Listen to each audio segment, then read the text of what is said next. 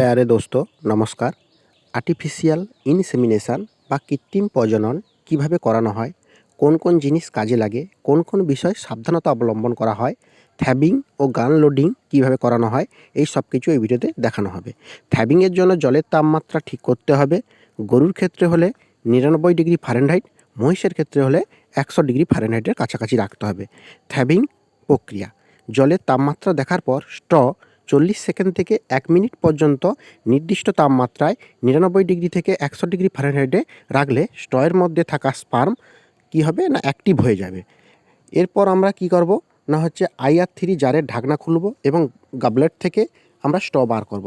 তবে মনে রাখতে হবে স্ট্র বার করার সময় স্ট্র বার করানোর ফরসেপ দিয়ে স্ট্র বার করবেন।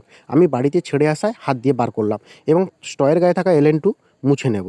তারপর নির্দিষ্ট তাপমাত্রাযুক্ত জলের মধ্যে আমি স্ট্রটি দিয়ে দেব। দিয়ে দেওয়ার পর আমার স্ট্রটি 1 মিনিট থাকার পর কী হবে, স্ট্রয়ে থাকা স্পার্ম অ্যাক্টিভ হয়ে যাবে। তাই আমি স্ট্রটিকে তুলে নিয়ে 1 মিনিট পর আমি থাকা গায়ে জল সেগুলো মুছে নেব। তারপর AI গানে আমি লোড করব। AI গানে লোড করার সময় মনে রাখতে হবে যে স্ট্রয়ের যে সাইডে দুটো সাদা গুটকো বা তুলো দেখা যায় সেটাকে বলা হয় ল্যাবরেটরি সিল, সেটা থাকবে ভেতরে এবং ফ্যাক্টরি সিলটি চিপকানো অবস্থায় থাকে সেটি থাকবে বাইরে এবং সেটিকে ব্লেড অথবা স্ট্র কাটার দিয়ে রাউন্ড করে কেটে নেব।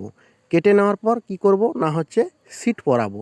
সিট পরানোর সময় এটা খেয়াল রাখতে হবে বা মনে রাখতে হবে যে কভারটি এখন আমি পুরোপুরি খুলব না, যখন AI করব সেই সময় আমি এই কভারটি খুলব। এরপর সিটটিকে আমি পেছন ধারে চিপকে নিলাম এবং কভারটি এখন মোটামুটি হাফ খুললাম, হাফ রেখে দিলাম। তারপর বাঁ হাতে স্লিউজ পরব। স্লিউজ পরে নারকেল তেল বা মিঠা তেল আমি নিলাম। এরপর আমি কি করব না AIর জন্য এগিয়ে যাব। ডান হাতে AI গান এবং বাঁ হাত দিয়ে আমি অ্যানাস বা গোদাদুয়ার বা পায়খানা দ্বারের মধ্যে হাত ঢুকিয়ে অ্যানাসের আগের ধারটিকে বলা হয়, আগের ভাগকে বলা হয় রেকটম। রেকটমের মধ্যে থাকা পুরো গোবর পরিষ্কার করব এবং পরিষ্কার করার পর বাঁ হাতে দিয়ে রেকটমের ঠিক তলদেশে আমি হাত দিলে সার্ভিক্স ধরতে পারবো। সার্ভিক্স ধরবো। অ্যানাসের নিচের পার্টটিকে বলা হয় ভলভা পার্ট। এই ভলভা পার্টে দুটি ছিদ্র লক্ষ্য করা যায়। একটিকে বলা হয় ইউরিথারা ওপেনিং, আর একটিকে বলা হয় ভেজাইনাল ওপেনিং। এই ভেজাইনাল ওপেনিংটা আমার টার্গেট। AI গান 45 ডিগ্রি অ্যাঙ্গেল করে ভেজাইনাল ওপেনিংয়ের মধ্যে ঢুকিয়ে সোজা করে দেব। এই সোজা করার পর আমি কি করব না হচ্ছে সার্ভিক্সের মধ্য দিয়ে AI গানটি নিয়ে যাব। হ্যাঁ, সার্ভিক্সের মধ্যে মূলত দুটি পার্ট থাকে। একটিকে বলা হয় এক্সটার্নাল অর্স, বাইরেরটিকে বলা হয়, এবং ভেতরেরটিকে বলা হয় ইন্টারনাল অর্স।